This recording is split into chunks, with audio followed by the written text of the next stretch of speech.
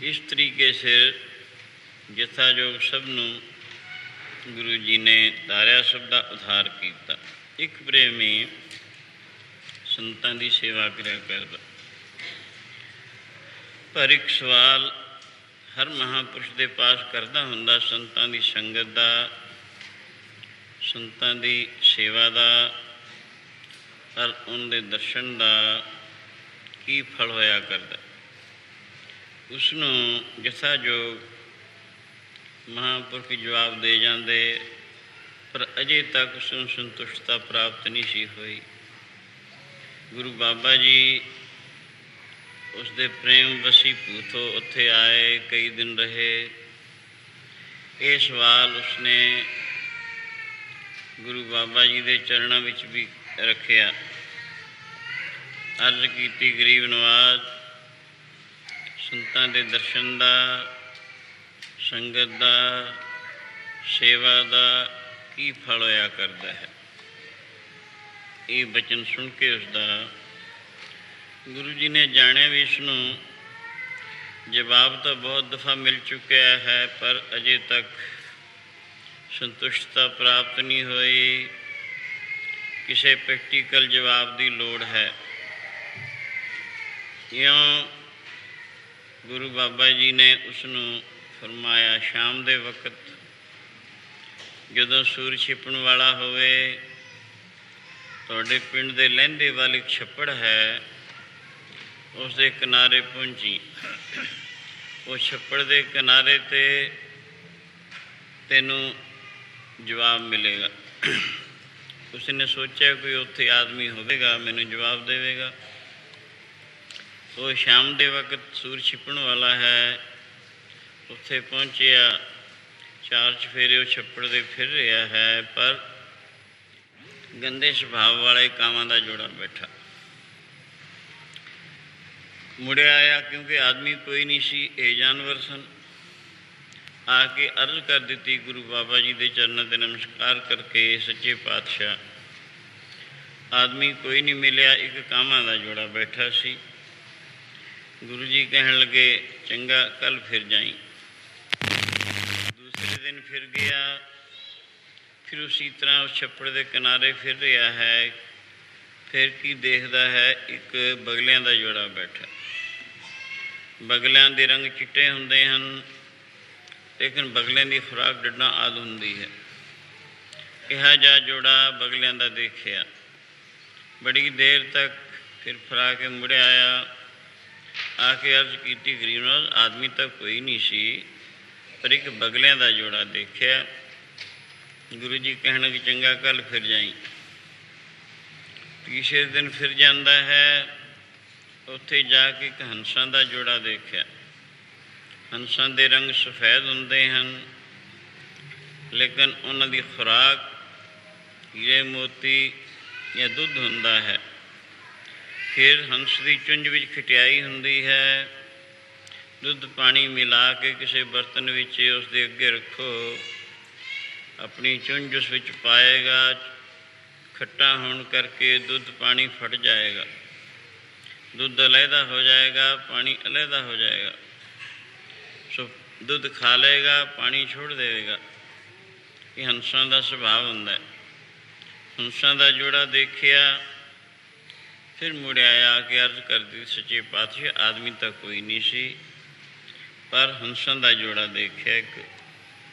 गुरु जी ने फरमाया, कल फिर जाई।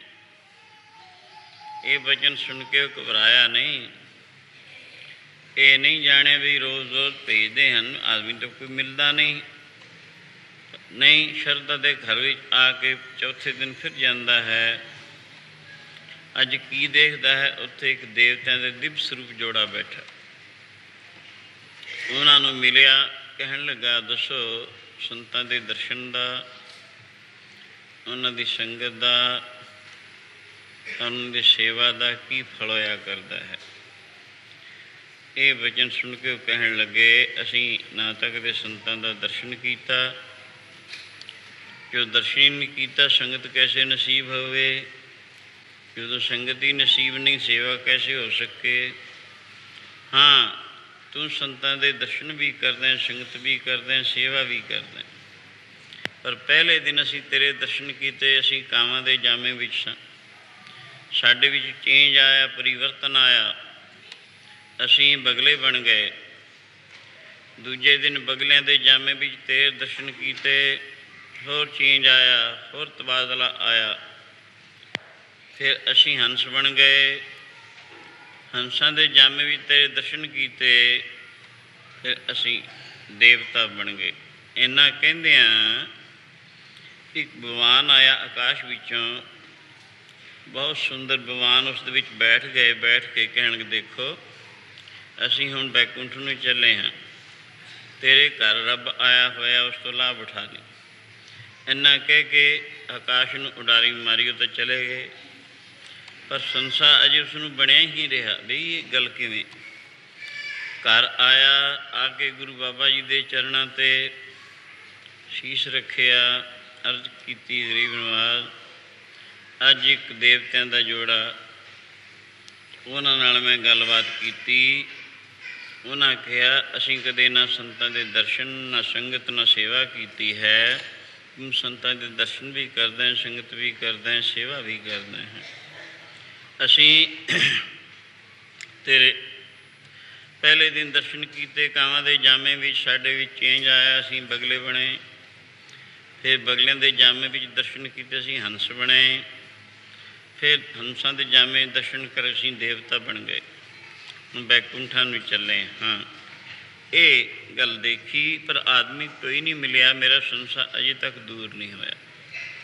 ਗੁਰੂ ਜੀ ਕਹਿਣ ਲੱਗੇ, ਪ੍ਰੇਮੀਆਂ ਦਰਅਸਲ ਤੇਰੇ ਸਵਾਲ ਦਾ ਜਵਾਬ ਹੈ, ਪ੍ਰੈਕਟੀਕਲ ਜਵਾਬ ਹੈ। ਤੈਨੂੰ ਜਵਾਬ ਤਾਂ ਕਈ ਥਾਂ ਮਿਲ ਚੁੱਕਾ ਸੀ, ਪਰ ਤੈਨੂੰ ਸੰਤੁਸ਼ਟਤਾ ਪ੍ਰਾਪਤ ਨਹੀਂ ਸੀ ਹੋਈ। ਇਸ ਕਰਕੇ ਤੈਨੂੰ ਇਉਂ ਇਸ ਤਰੀਕੇ ਸੇ ਸਮਝਾਉਣ ਦਾ ਯਤਨ ਕੀਤਾ। ਪਹਿਲੇ ਪਹਿਲ ਇਹ ਜੀ ਪ੍ਰਸੰਗ ਦੇ ਜ਼ੇਰੇ ਅਸਰ, ਬੁਰਾ ਲਿਟਰੇਚਰ ਆਦਿ ਪੜ੍ਹਨ ਕਰਕੇ, ਬੁਰੀਆਂ ਸੁਸਾਇਟੀਆਂ 'ਚ ਮੂਵ ਕਰਨ ਕਰਕੇ ਬੁਰੀਆਂ ਆਦਤਾਂ ਪੈ ਜਾਂਦੀਆਂ ਹਨ। ਉਹ ਆਦਤਾਂ ਇਸ ਦੇ ਜੀਵਨ ਨੂੰ ਵਿਗਾੜਦੀਆਂ ਹਨ, ਨਰਕਮਈ ਬਣਾ ਦਿੰਦੀਆਂ ਹਨ।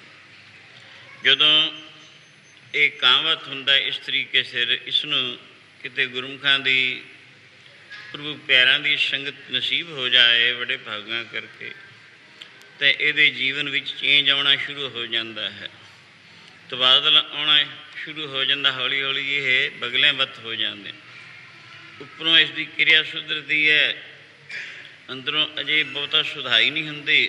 ਪਰ ਫਿਰ ਜੇ ਉਸ ਤਰੀਕੇ ਸਿਰ ਬਗਲਿਆਂ ਦੇ ਜਾਮੇ ਵੀ ਜਿਵੇਂ ਦਰਸ਼ਨ ਕੀਤੇ, ਇਉਂ ਦਰਸ਼ਨ ਸੰਗਤ ਸੇਵਾ ਕਰਦਾ ਰਹਿੰਦਾ ਹੈ, ਹੋਰ ਜ਼ਿਆਦਾ ਚੇਂਜ ਆਉਂਦਾ ਹੈ, ਹੰਸਾਂ ਵੱਤ ਬਣ ਜਾਂਦਾ। ਹੰਸ ਦੇ ਵਿੱਚ ਸਿਫਤ ਹੁੰਦੀ ਹੈ, ਦੁੱਧ ਪਾਣੀ ਇਕੱਠਾ ਮਿਲਾ ਕੇ ਰੱਖਿਆ ਜਾਵੇ, ਆਪਣੀ ਚੁੰਝ ਉਸ ਵਿੱਚ ਪਾਉਂਦਾ ਹੈ, ਦੁੱਧ ਅੱਡ ਹੋ ਜਾਂਦਾ ਹੈ, ਦੁੱਧ ਦੀਆਂ ਫੁੱਟੀਆਂ ਅਲੱਗ ਹੋ ਜਾਂਦੀਆਂ, ਪਾਣੀ ਅੱਡ ਹੋ ਜਾਂਦਾ।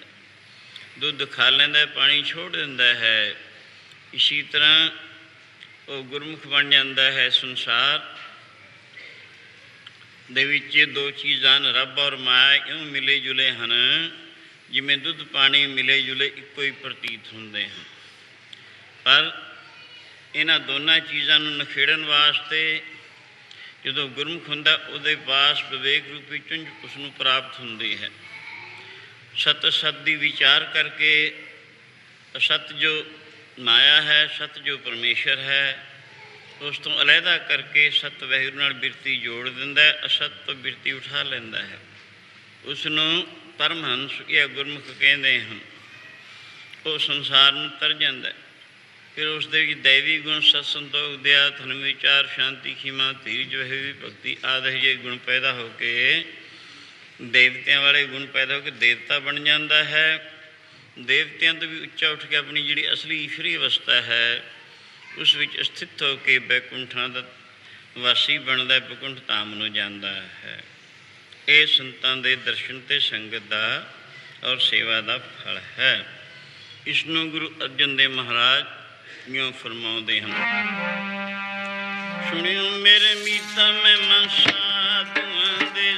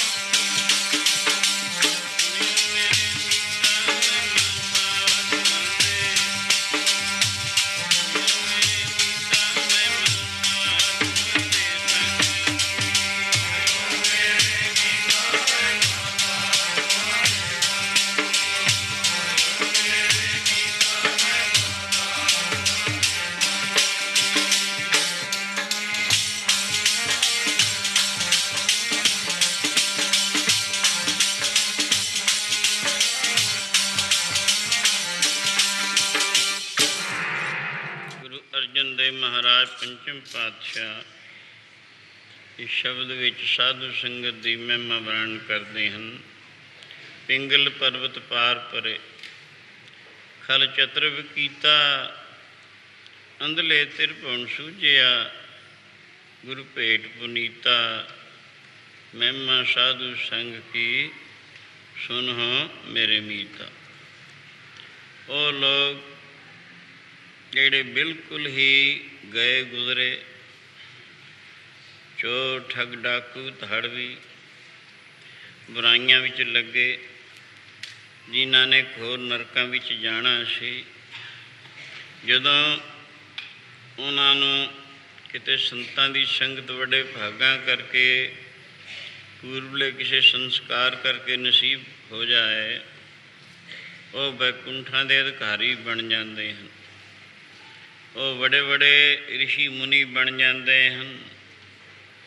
ਵਾਲਮੀਕ ਲੁਟੇਰਾ ਸੁਣਿਆ, ਵਾਲਮੀਕ ਦੋ ਹੋਏ ਹਨ, ਇੱਕ ਸਤਯੁਗ ਵਿੱਚ ਹੋਇਆ ਹੈ, ਇੱਕ ਦੁਆਪਰ ਯੁੱਗ ਵਿੱਚ ਹੋਇਆ।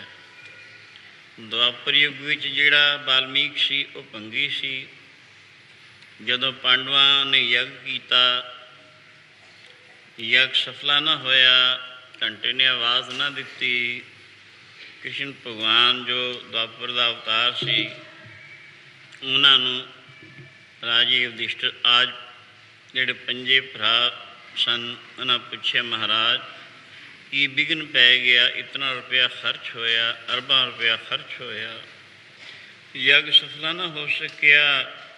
ਜੋ ਸ਼ਰਤ ਰੱਖੀ ਸੀ ਯੱਗ ਦੀ ਸਫਲਤਾ ਵਿੱਚ, ਘੰਟਾ ਖੁਦ ਬਖੁਦ ਆਵਾਜ਼ ਦੇਵੇਗਾ, ਉਹ ਕਿਉਂ ਨਾ ਹੋਇਆ? ਕ੍ਰਿਸ਼ਨ ਜੀ ਕਹਿਣ ਲੱਗੇ, ਬਈ ਤੁਹਾਡੇ ਯੱਗ ਦੇ ਵਿੱਚ ਇੱਕ ਮਹਾਂਪੁਰਖ ਨਹੀਂ ਆਇਆ। ਕਹਿਣ ਲੱਗੇ, ਇਸ ਤਾਂ ਸਭ ਨੂੰ ਨਿਮੰਤਰਣ ਦਿੱਤਾ ਹੈ, ਸਭ ਨੂੰ ਬੁਲਾਇਆ ਹੈ, ਸਾਡਾ ਕਿਸੇ ਨਾਲ ਫਰਕ ਨਹੀਂ। ਉਹ ਕਹਿਣ ਲੱਗੇ, ਠੀਕ ਹੈ, ਤੁਹਾਡਾ ਕਿਸੇ ਨਾਲ ਫਰਕ ਨਹੀਂ, ਲੇਕਿਨ ਉਹ ਮਹਾਂਪੁਰਖ ਇਹੋ ਜਿਹਾ ਹੈ, ਆਪਣੇ ਆਪ ਨੂੰ ਗੁਪਤ ਰੱਖਣਾ ਚਾਹੁੰਦਾ, ਜ਼ਾਹਰ ਨਹੀਂ ਕਰਨਾ ਚਾਹੁੰਦਾ। ਫਿਰ ਉਹ ਬਹੁਤ ਛੋਟੀ ਸ਼੍ਰੇਣੀ ਵਿੱਚ ਹੈ, ਭੰਗੀ ਘਰਾਣੇ ਵਿੱਚ ਹੈ, ਇਸ ਵਾਸਤੇ ਉਹ ਆਪਣੇ ਆਪ ਨੂੰ ਗੁਪਤ ਰੱਖਣਾ ਚਾਹੁੰਦਾ, ਪਰ ਹੈ ਪੂਰਨ ਪੁਰਖ। ਉਸਨੂੰ ਹਰ ਇੱਕ ਨਹੀਂ ਜਾਣਦਾ, ਜਾਂ ਤਾਂ ਉਸਨੂੰ ਮੈਂ ਜਾਣਦਾ ਹਾਂ, ਜਾਂ ਕੋਈ ਤ੍ਰਿਕਾਲੀ ਮਹਾਤਮਾ ਜਾਣਦੇ ਹਨ, ਜਾਂ ਆਪਣੇ ਆਪ ਨੂੰ ਉਹ ਆਪ ਜਾਣਦਾ ਹੈ। ਸੋ ਆਪਣੇ ਆਪ ਨੂੰ ਗੁਪਤ ਰੱਖਣਾ ਚਾਹੁੰਦਾ ਹੈ, ਇਸ ਵਾਸਤੇ ਉਹ ਤੁਹਾਡੇ ਜੱਗ ਵਿੱਚ ਨਹੀਂ ਆਇਆ। ਉਸ ਦੇ ਨਾ ਆਉਣ ਕਰਕੇ ਤੁਹਾਡਾ ਜੱਗ ਸਫਲਾ ਨਹੀਂ ਹੋ ਸਕਿਆ। ਇਹ ਤੁਹਾਡੇ ਜੱਗ ਦੇ ਨਾ ਸਫਲਾ ਹੋਣ ਦਾ ਕਾਰਨ ਹੈ।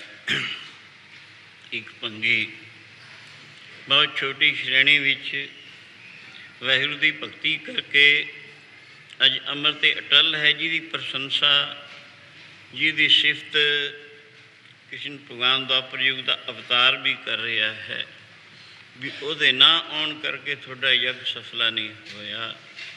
ਸੋ ਤਦੇ ਗੁਰੂ ਜੀ ਕਹਿੰਦੇ ਨੇ, ਹਰ ਸਿਮਰਨ ਨੀਚੋਂ ਕੁੰਟ ਜਾਤੇ। ਹਰੀ ਦੇ ਸਿਮਰਨ ਕਰਕੇ ਛੋਟੀਆਂ ਛੋਟੀਆਂ ਸ਼੍ਰੇਣੀਆਂ ਜਾਤਾਂ ਵਾਲੇ ਵੀ ਚਾਹ ਕੁੰਟਾਂ ਦੇ ਵਿੱਚ ਭਗਤ ਕਰ ਵੱਜਿਆ, ਚਾਹ ਚੱਕਾਂ ਦੇ ਵਿੱਚ ਚਮਰੇਟਾ। ਇਉਂ ਇਹ ਸਾਰੇ ਭਗਤ ਜਿਹੜੇ ਹੋਏ ਹਨ ਉਹ ਅੱਜ ਅਮਰ 'ਤੇ ਅਟਲ ਹਨ, ਔਰ ਉਹਨਾਂ ਦੀ ਮਹਿਮਾ, ਉਹਨਾਂ ਦੀ ਅਮਰ ਕੀਰਤੀ ਸਦੀਵੀ ਰਹਿੰਦੀ ਦੁਨੀਆ ਤੱਕ ਰਹੇਗੀ। ਇਉਂ ਗੁਰੂ ਜੀ ਫਰਮਾਉਂਦੇ ਹਨ, ਨੀਚ ਚਾਹੀ ਕੁੰਟੀ ਪਰ ਗਟ ਹੋਗੇ, ਜਪ ਕੇ